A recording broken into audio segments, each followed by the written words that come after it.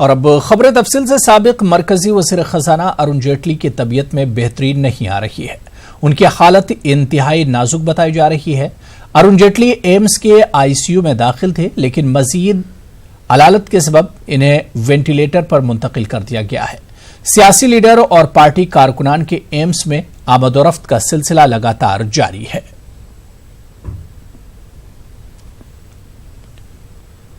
खबर हरियाणा से है, जहां बीजेपी ने असेंबली इंतखाबात की तैयारियां शुरू कर दी हैं। अमित शाह ने गुज़िश्ता रोज इंतखाबी बिगुल फूंकना और हरियाणा में जन आशीर्वाद रैली का आगाज किया था।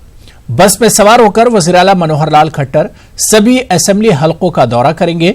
यात्रा के इख्तिताम पर रोहतक में एक बड़ी रैली का एहतमाम किया जाएगा, जिसमें वज़ीर आज़म भी शिरकत कर सकते हैं। गुज़िश्ता रोज एम्स में आतिशदगी का वाकया पेश आया था, जिसमें काफी माली नुकसान बताया जा रहा है। मरकजी वज़ीर सेहत अश्विनी चौबे एम्स पहुंचे और उन्होंने मुआयना किया। ममलिकती वज़ीर अश्विनी चौबे ने एम्स के डायरेक्टर डॉक्टर रणदीप से मुलाकात की और आतिशदगी में हुए नुकसानात की तफसील भी मालूम की। वाज़ेह है कि पुलिस ने आतिशदगी के ताल्लुक से मामला दर्ज कर लिया है और आग लगने की वजूहात की तफ्तीश की जा रही है। ग्रेटर नोएडा यमुना एक्सप्रेसवे के पुल से कार गिरने का हादसा पेश आया। बताया जा रहा है कि हादसे में 3 अफराद की मौत हो गई, जबकि 6 अफराद जख्मी हैं। जख्मियों को अस्पताल में दाखिल किया गया है, जहां जख्मियों का इलाज चल रहा है। हादसा नॉलेज पार्क थाना इलाके का बताया जा रहा है।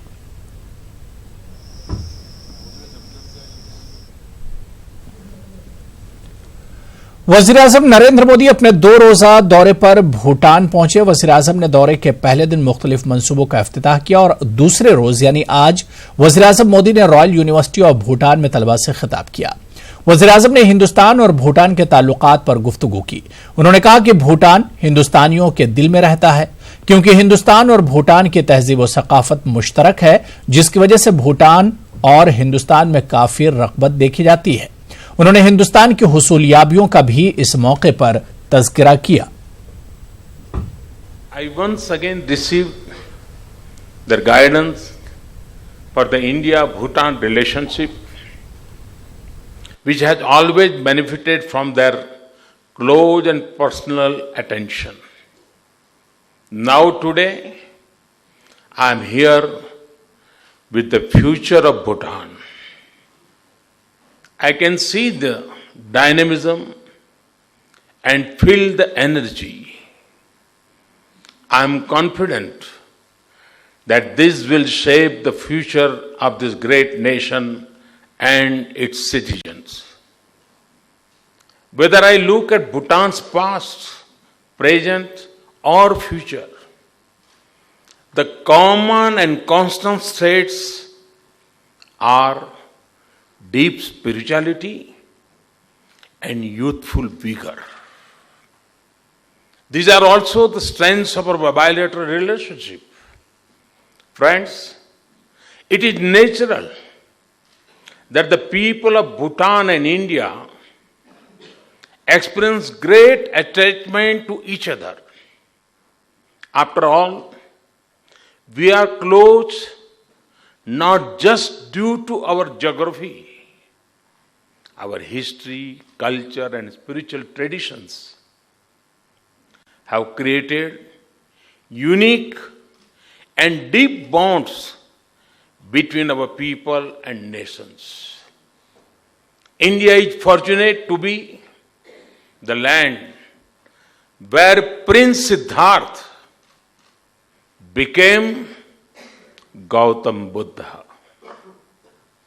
and from where the light of his spiritual message, the light of Buddhism, spread all over the world. Generations of monks, spiritual leaders, scholars, and seekers have burned that flame bright in Bhutan. BJP के कारगुजार सदर JP Nadda आज हैदराबाद का दौरा कर रहे हैं। JP Nadda दोपहर 3 बजे पार्टी के लीडरों से बातचीत करेंगे, जिसके बाद शाम 4 बजे हैदराबाद के नामपल्ली एग्जीबिशन ग्राउंड पर जलसे-आम से खिताब करेंगे। इजलास के दौरान तेलुगु देशम के अलावा कांग्रेस, टीआरएस से ताल्लुक रखने वाले कई लीडर बीजेपी में शामिल हो सकते हैं। जेपी नड्डा के दौरा हैदराबाद को तेलंगाना में बीजेपी को मजबूत करने की कोशिश माना जा रहा है।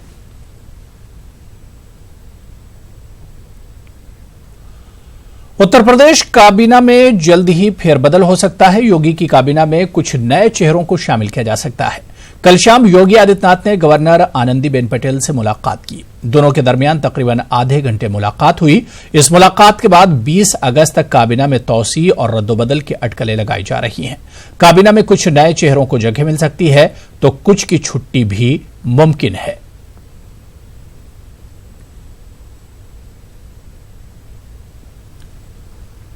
मुल्क में हुजूमी तशद्दुद के वाकयात का सिलसिला बदस्तूर जारी है। मध्य प्रदेश के शाजापुर में एक शख्स को खूंटे से बांधकर बेरहमी से पीटने का मामला सामने आया। बताया जाता है कि मुतासरा शख्स ने एक खातून से छेड़छाड़ की कोशिश की थी। तभी खातून के अहले खाना और मकामी लोगों ने तकरीबन 2 घंटे तक बांधकर पिटाई की, लेकिन मुतासरा इस इल्जाम से इनकार कर रहा है। मुतासरा शख्स अस्पताल में जेरे इलाज है। हालत नाजुक बताई जा रही है। पुलिस ने मारपीट करने वालों को गिरफ्तार कर लिया है।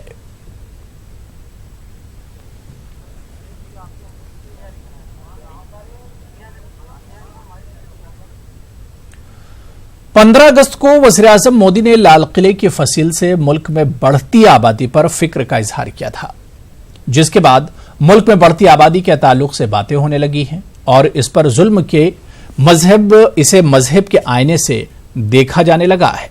यह खास रिपोर्ट देखिए।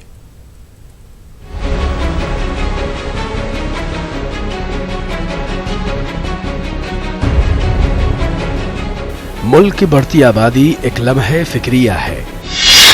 आजादी के वक्त 34 करोड़ का हिंदुस्तान अब 130 करोड़ से ज्यादा हो गया है। एक रिपोर्ट के मुताबिक अगर आबादी इसी तरह बढ़ती रही तो 2024 तक हम चीन की 1.39 मिलियन आबादी से आगे निकल जाएंगे। आबादी बढ़ाने में हिंदू हो या मुसलमान, दोनों ही तबकों ने पूरा किरदार अदा किया है। 2011 की मरदमशुमारी के मुताबिक मुल्क में 96 करोड़ से ज्यादा हिंदू थे और 17 करोड़ से ज्यादा मुसलमान थे। लेकिन मुश्किल ये है कि इस मसले को भी मजहब के आईने से देखा जाने लगा। मुल्क में मुसलमानों की आबादी के ताल्लुक से सवाल उठाए जाते हैं। हिंदू तंजीमों की तरफ से 4 बच्चे पैदा करने की बात कही जाती है। कोशिश करना चाहिए कि प्रधानमंत्री की बात को मान के अपने बच्चों के मुस्तकबिल के लिए जनसंख्या कम करें। 2 बच्चे बहुत अच्छे, 2 बच्चे होंगे, आधी रोटी खाएंगे, बच्चों को पढ़ाएंगे, ये नारा होना चाहिए और ये नारा तमाम भारत के जनमानस तक पहुंच के हर जगह लागू होना चाहिए। दूसरी तरफ माहिरीन ये भी कहते हैं कि अगर आबादी कंट्रोल करनी है तो माशरे को तालीम याफ्ता बनाना पड़ेगा और उनके अंदर से गरीबी को दूर करनी होगी। चाइना की आबादी हमसे ज्यादा है, वो दुनिया की सबसे बेहतर इकानमी बन गई, इसलिए कि उन्होंने हर हाथ को रोजगार दे दिया। काश इन्होंने हाथ को रोजगार देने की बात की होती। ये तो रोजगार छीनने का काम कर रहे हैं। असल बात यह है कि बच्चों की तादाद को हुब्बुल वतनी से जोड़ना जो है वो मेरा ख्याल ये है कि उन गरीबों से के साथ एक तरह मजाक है जिन्हें आपने ज़िंदगी की बुनियादी सहूलतें नहीं पहुंचाई हैं, और आप इसे मुसलमानों से क्यों जोड़ते हैं। सवाल ये तो हिंदुस्तानियों का मसला है। वज़ीर आज़म ने मुसलमानों को खिताब नहीं किया, उन्होंने हिंदुस्तानियों को खिताब किया है, तो कोई परेशानी नहीं होनी चाहिए। आबादी को कंट्रोल करने में तालीम कितना अहम किरदार निभाता है, इसका अंदाजा इस बात से भी लगाया जा सकता है कि 1991 से 2001 के बीच मुस्लिम आबादी 29.3% की शरह से बढ़ रही थी, लेकिन उसके बाद तालीमी बेदारी के 10 सालों में आबादी बढ़ने की शरह में 5% की गिरावट आई है। 2015-16 में आया नेशनल फैमिली हेल्थ सर्वे बताता है कि 1992-93 की दिहाई में मुसलमानों का फर्टिलिटी रेट 4.4, हिंदुओं का फर्टिलिटी रेट 3.3। 1998-99 में मुसलमानों का फर्टिलिटी रेट कम होकर 3.6 और हिंदुओं का 2.8 हो गया। और 2015-16 में ये रेट घटकर 2.6 और हिंदुओं का 2.1। इसलिए कहा जाता है कि जैसे जैसे मुल्क में इल्म की रोशनी फैलेगी वैसे वैसे आबादी कंट्रोल होती जाएगी। Bureau report, news 18 Urdu. वादी कश्मीर के मुख्तलिफ इलाकों में आज भी बंदिशें जारी हैं। श्रीनगर के कई इलाकों में भी बंदिशें आयद हैं। इस बीच वादी कश्मीर में मजमूई तौर पर हालात काबू में हैं।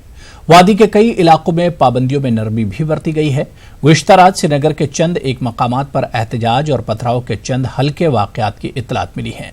आज भी श्रीनगर समेत अक्सर इलाकों में दुकानें और तिजारती मराकिज बंद रहे। पब्लिक ट्रांसपोर्ट भी सड़कों से गायब रहा। सिविल लाइन्स इलाके में बाज निजी गाड़ियों की आमदोरफ्त देखी गई। श्रीनगर के शहर खास में बदस्तूर बंदिशें नाफिज हैं।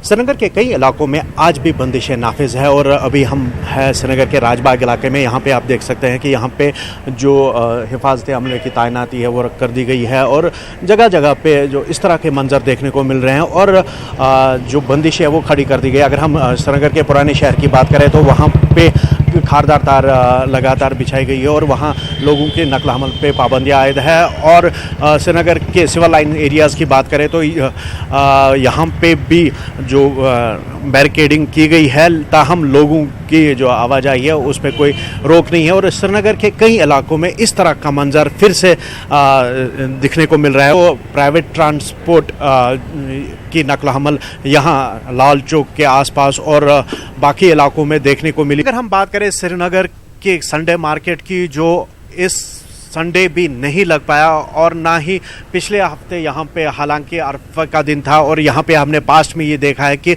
ये संडे मार्केट हर हफ्ते यहाँ पे लगता है और काफ़ी न सिर्फ श्रीनगर के बल्कि बाकी ज़िलों से भी यहाँ पे लोग आते थे ख़रीदारी करने के लिए। लेकिन यहाँ पे आपने देखा कि यहाँ पे दूर दूर तक सन्नाटा पसरा हुआ है। और वहीं सरकार कल से यहाँ पे प्राइमरी लेवल के स्कूल्स खोलने का भी इरादा रख रही है, लेकिन वो कैसे वो अमलाएंगे ये देखने वाली बात होगी। फिरोजवानी के साथ सनम तसद्दुक, न्यूज़ 18 उर्दू, श्रीनगर।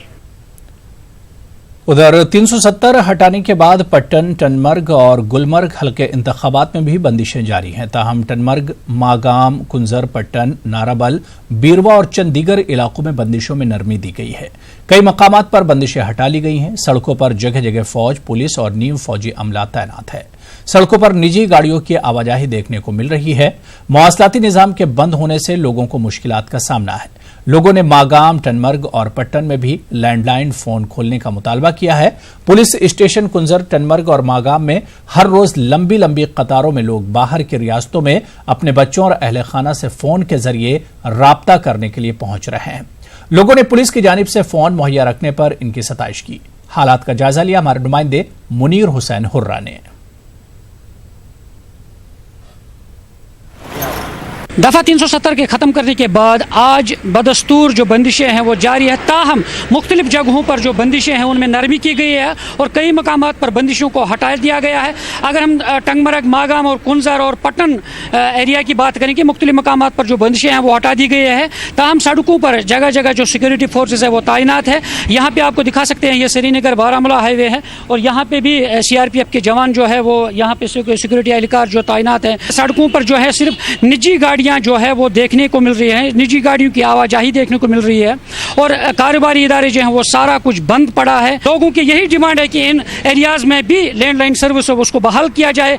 मजमूई तौर पर जो हालात है वो पुरअमन रहे हैं और कहीं से भी किसी नाखुशगवार वाक़े की कोई इतला मौसूल नहीं हुई है। मुनीर हुसैन, न्यूज़ 18 उर्दू, नारवल। और इस बीच हज के मुकद्दस फरीजे की अदायगी के बाद जम्मू कश्मीर के हुज्जाज की वापसी का सिलसिला आज से शुरू हो गया है। हुज्जाज इकराम की पहली परवाज आज सुबह श्रीनगर एयरपोर्ट पहुंची। हाजियों ने न्यूज़ 18 से बात करते हुए अपने तासुरात का इजहार किया। उन्होंने कहा कि मवासलाती निजाम बंद रहने से इन्हें दुश्वारियों का सामना करना पड़ा। उन्होंने ताहम तमाम इंतजामात पर इत्मीनान का इजहार किया। सब ठीक है। कैसे इंतजाम किए गए थे? निजाम ठीक किया। तो आप मुझे बताइए किस किस्म की दुआएं आपने वहाँ पे की, खासतौर पर कश्मीर के? खास तौर के कश्मीर की भी दुआ किया, ये हालात ठीक हो जाएगा। शुक्र अल्हम्दुलिल्लाह, सब कुछ ठीक ठाक रहा।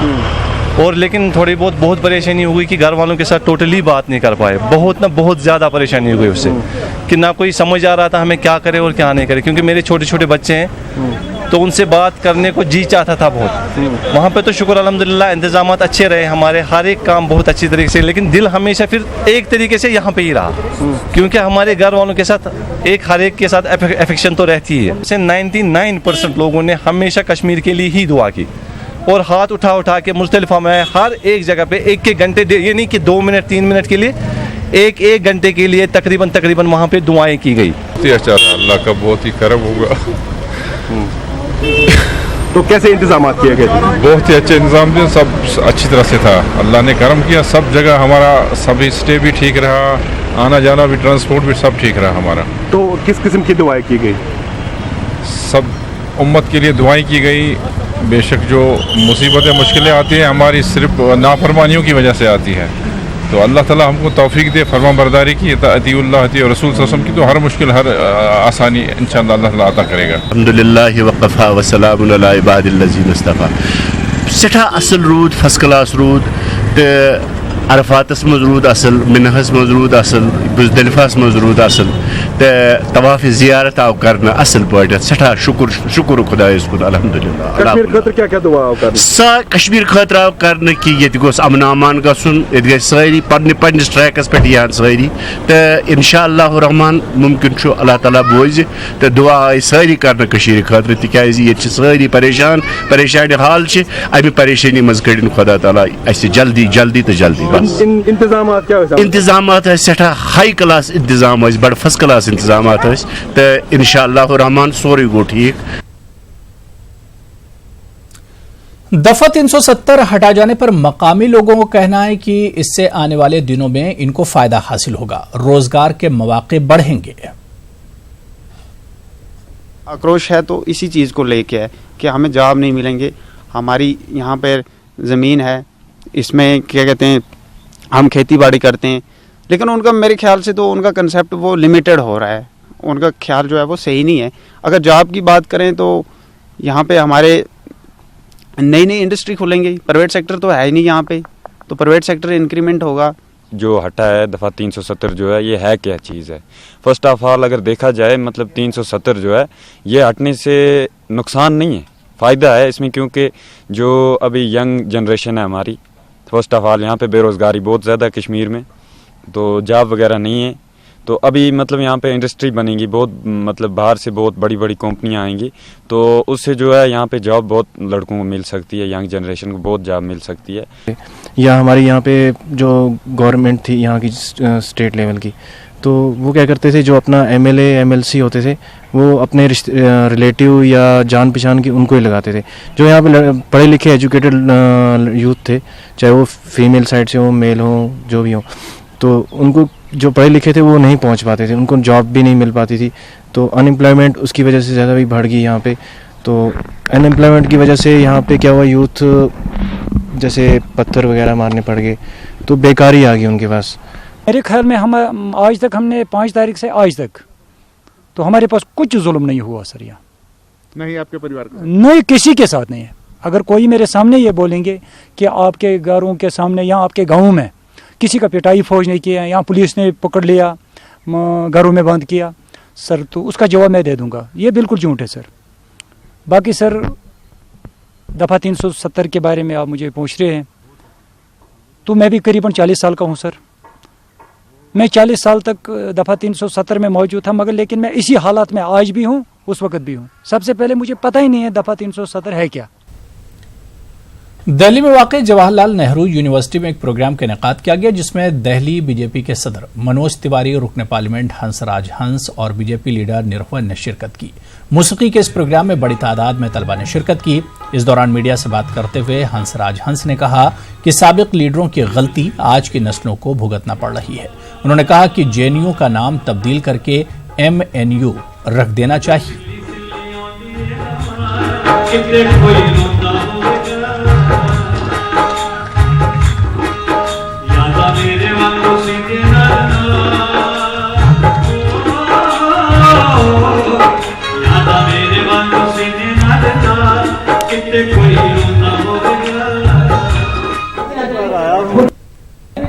चर्चे बहुत सुने थे, किस्से बहुत सुने थे और इतनी चेंजेस आई है, बच्चे स्टूडेंट्स इतना पॉजिटिव सोचने लगे हैं। ये श्रेय सारा हमारे ये जो 370 वाली धारा हटाई गई है उसकी वजह से सब स्टूडेंट्स में खुशी थी, टीचर्स में खुशी थी और GNU में आज सेलिब्रेट किया गया, शहीदों को भी याद किया गया। बहुत GNU का नाम बदलने की भी मांग कर दी। इसमें हर्ज क्या है? उसमें हर्ज क्या है? मोदी यूनिवर्सिटी, हाँ जी, GNU मोदी यूनिवर्सिटी वो इस काबिल है।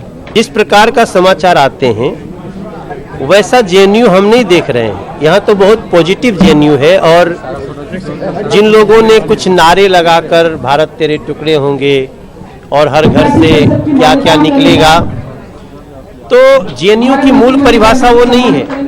हम GNU में देशभक्ति गीत गाए, कुछ लोगों के मनपसंद गीत भी गाए और एक ऐसा यहाँ हंसी खुशी का माहौल था और बीच बीच में भारत माता की जय के नारे लग रहे थे, वंदे मातरम के नारे लग रहे थे और हर क्लासरूम से देशभक्त निकलेगा ऐसे संगीत हो रहे थे।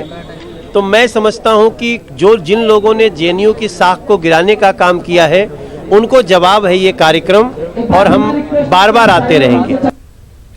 और 370 को लेकर मरकजी वज़ीर दिफा राजनाथ सिंह का बयान आया। उन्होंने कहा कि जम्मू कश्मीर की तरक्की के लिए दफा 370 को खत्म किया गया है।